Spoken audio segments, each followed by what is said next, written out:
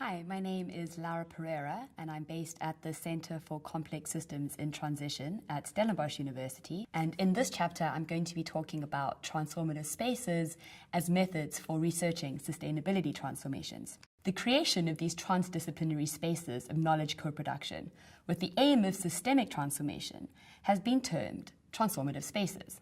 And in this lecture, I'm going to be exploring one specific example of a transformative space, a transformation lab, or a T-Lab. So once again, we can ask, what is a T-Lab? Well, it's based on the Social Innovation Lab Guide that's been designed by Francis Wesley and Sam Laban, where they define labs in the social sector, as opposed to those in the scientific sector or laboratories, as a highly designed and expert-facilitated process clearly intended to support multi-stakeholder groups in addressing a complex social problem. It's not just about stakeholder engagement, but is an intentional intervention in the system that requires a deeply planned process. For example, who's going to be there, what is the question we're going to engage with, whilst also allowing for emergence and the unexpected to occur. T-Labs are relatively new methodological interventions with an emerging definition, but in essence, they are safe enough spaces where diverse groups of people working on a specific complex and systemic challenge are brought together to see the system differently,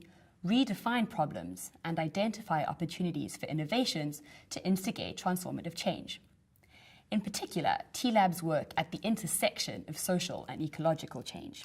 So the T-Lab that we held in South Africa was looking at the potential of building an alternative food system in the Western Cape province in South Africa. South Africa's food system is highly contested. As well as having high levels of poverty and inequality, only half of the population is actually food secure. Those who experience hunger are mainly from urban informal and rural localities. Hunger is also racially manifested, and it's not just about malnutrition or undernutrition. 40% of the women are actually obese, at the same time as 25% children under 3 being stunted. The country is also highly urbanizing, with more than 60% of the population living in urban areas. And on top of this, it's also one of the top 10 most biodiverse countries in the world. So within this context, we held two key T-Lab interventions in the Western Cape. The first was held between the 27th and 30th of November in 2016 at Grootbos Nature Reserve, where we decided to focus on two questions. The first is, what is the viability of linking alternative food actors into the mainstream without letting them lose the integrity that actually makes them so alternative or small scale? And the second was, how do we build relationships that enable this alternative food system to grow? The second follow-up T-Lab was held from the 19th to 21st of July in 2017 at Nine Oaks and Paarl. And the goal of the second T-Lab was really about consolidation. So we aimed to further develop and strengthen the trust between the participants in this emerging coalition of change that was going to enable them to continue to define and implement the breakthrough solutions that they were coming up with.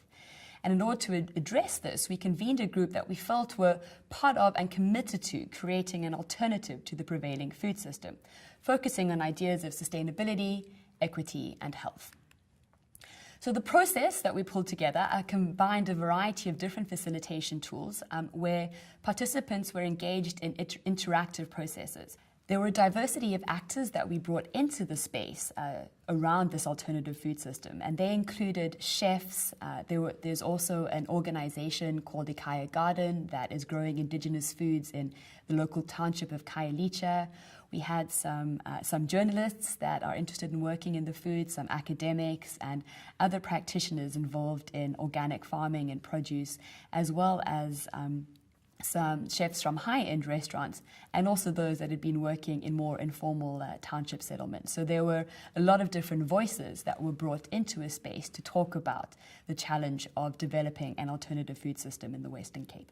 The outcomes of the workshops or the T-Labs resulted in new alliances that were formed and sort of a strengthening of networks that were built. There were demonstrable examples of this articulated by the participants themselves, but also showcased through subsequent collaborations, and a search for funding opportunities also came out of this.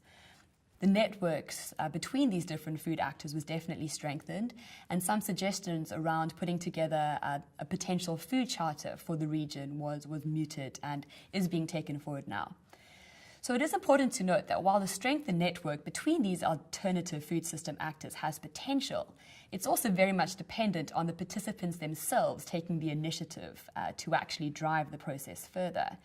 And that building trust and leadership during the process is absolutely key, because otherwise people have no incentive to sort of take this ownership and to actually honor the commitments that they put forward at the end of the lab process.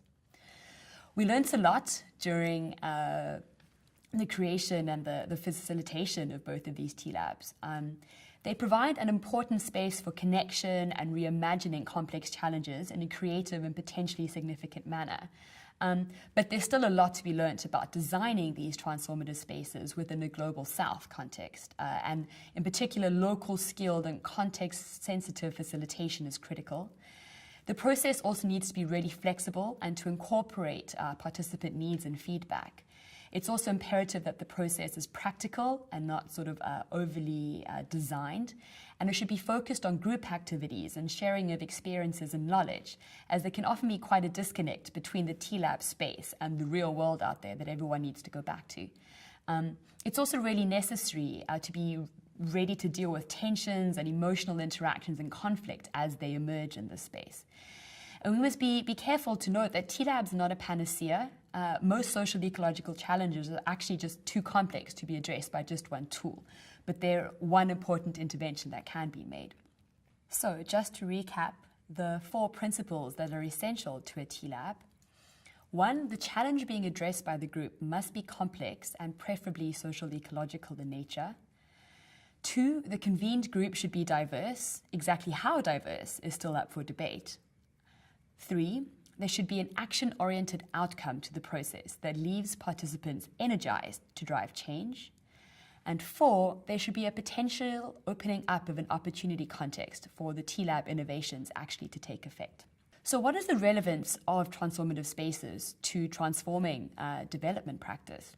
Development is not a mere measurement of GDP or a singular humanitarian intervention, but it's an ongoing process of systemic transformation to meet the needs of the world's diverse populations within the Earth's natural limits. As such, it is vital to develop less top-down interventions and to create processes that directly involve the people being affected by change.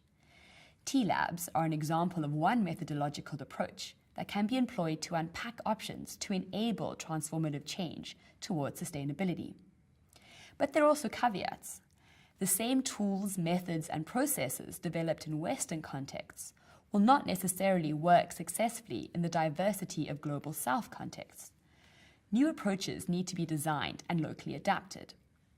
It is critical to test and develop T-Lab methods with local people in specific contexts.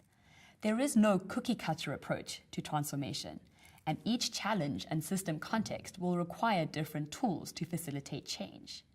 When designing T-Lab processes, it's appreciating local nuance is absolutely fundamental. And so in conclusion, transformative spaces are definitely a work in process. We're unsure exactly where they're going to go. But it's important to recognize that we need to start exploring different ways of engaging with each other, making connections between humans themselves, also between humans and the natural environment, in order to start to spearhead some sort of a systemic shift towards a more sustainable future. It's really fundamental that these social ecological connections are brought into spaces and discussed in a way that action and potential innovation can actually take shape. I thank you.